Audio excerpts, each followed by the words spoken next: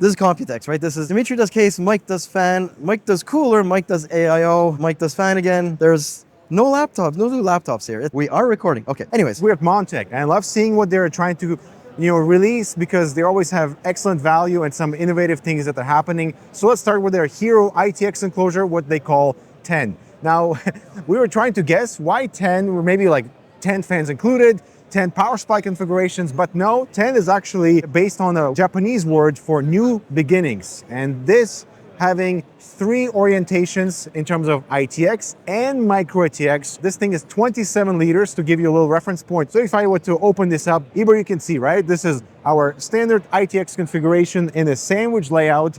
ITX motherboard, SFX or SFXL power supply right beside here, a 360 AIO at the top, and our GPU on the other side. This does not have a spine, so you cannot configure if you want more space in our GPU chamber or slightly more height for our, let's say, our air cooler on the CPU side. And here is our GPU chamber.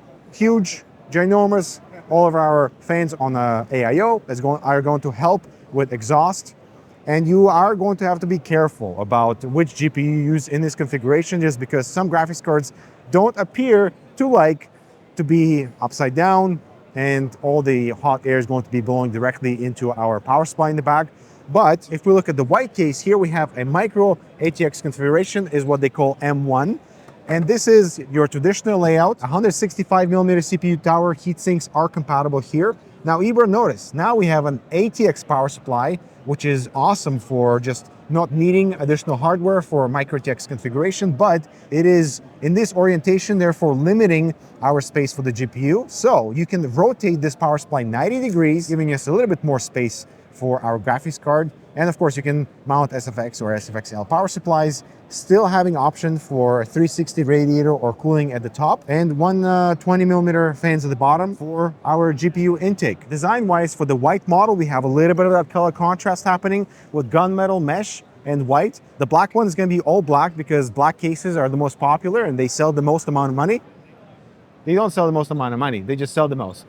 We have an ambient strip running on 2 sides and the front, illuminating a little bit towards the top, not underglow lighting. You see the front panel slightly indented to give us a little bit of that color highlight. And at the back, I love how it looks, just to give us a little bit of extra flair. Ibor, check this out. So we can adjust the brightness of our LED directly on the enclosure, or just change the color. How convenient and easy is that? And the third configuration is the M2. So it's going to still require a micro ATX motherboard, but you'll have the option to inverse like this. Depending on your hardware, you might want to go that route, maybe potentially for additional air exhaust for the GPU side if it's at the top. Price-wise, the 10 will sell for $79 without fans, $99 for 3 fans, either intake or exhaust, and $119 for the case with fans and a riser cable, if you're going for the sandwich layout in the i3 configuration. But if you don't care about the riser cable, which is going to be Gen 5, by the way, and if you just want the micro ATX exploration, then $79 or $99 options are going to be right there. So a lot of Montech's cooler lineup is actually going to be getting a refresh in the next year or so. A lot of that is because that they've developed a new 28mm fan that they're very, very happy with. This is the E28. You can buy these individually at around $16 per fan, or about $35, $50 for a triple pack. $50 for a triple pack. You hear that? The entire point here is to have a 2000 RPM fan that offers very, very high static pressure and a good amount of airflow. They're so happy with it, they've, like I said, put it in a lot of their lineup. So the NX400 is their entry-level single tower air cooler. It's gonna be going for around $26, but you get your typical white, black, and RGB colors with a HDT base, so very, very much entry level. Then there's going to be a little bit more bougie model, right? This is your dual tower, dual fan, typical higher performance cooler, again, with that 28mm fan at its heart, running at 2000 RPM. What they're aiming for here is to be at the upper level of the performance segment in the compact dual tower market. But I mean, that's what we've seen from Montech in the past. A lot of the coolers that we've reviewed have been very, very good on at least Intel. Now on the AMD side, we've had the discussions with Montech. They are going to be including, at least with the dual fan models, an AMD offset, and that will improve performance a lot with the AM5 sockets. So one thing we asked for, a little bit more optimization for AMD, and that's exactly what they're doing. Thank you very much, by the way. Moving on, again, with the E28 is a bunch of AIOs. So 240 millimeter, 360 millimeter. They're going for the downflow fan over the pump head with a magnetic connector. Now what you might see here, I don't know if we're gonna be able to pick it up, there are a couple of air vanes, and that is supposed to direct the air, and in some cases accelerate the air down into the CPU socket area to cool all of the components around there. So your VRMs, your memory, and whatnot. Moving on, there's something with a little bit less bling. This is the Hyperflow Digital 360 and 240. There is a temperature readout in the pump head.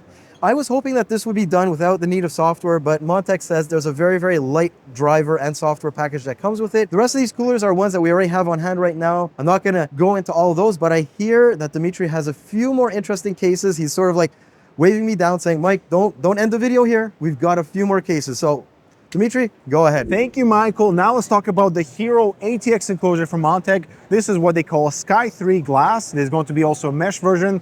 The price point is $99 for this enclosure, which is pretty compact. It's got some unique elements. It will come with 3 140 millimeter RGB fans, 2 on the side for intake, 1 for exhaust. And the mesh version will have a mesh version instead of the front glass with some additional ventilation intake. So Eber, check this out. We have a bracket for 2 120 millimeter fans right underneath our GPU, and the power supply has shifted to the front, giving us all this space so that you're not mixing cables and airflow underneath the GPU, so those fans can actually be effective. The power supply is facing the back, so that's going to limit your power supply compatibility to 160 millimeters. That might be probably the only compromise on the Sky 3, but if you look over here, we have this configuration, which is a little bit more traditional. So power supply is still facing the back, but the fans have moved to the front. But they tell us with the fans right underneath the GPU, you are looking at about 3 to 5 degree improvement in your temperatures, again, depending on the graphics card for cooling, which is awesome. The fans are angled so they can actually intake air from the bottom, and they're functional. They're not useless. They're aiming for this reconfiguration to be very simple with just 4 screws. And I'm hoping to see some modular rubber grommets underneath this section because it's so visible. BTF support, rotatable PCIe bracket for vertical orientation, and 140 millimeter fan support at the back. This is important because most ATX mid towers of this form factor don't support 140 millimeter fans at the back. That is a good indicator if we have enough width of the enclosure to support really wide graphics cards and really tall CPU coolers. So I'm glad that Sky 3 is taking care of that. And it's not really exactly a dual chamber because we still have the power supply in our traditional bottom configuration, but for cable management, there's still plenty of space to route everything without sacrificing on the width or making the case really, really large.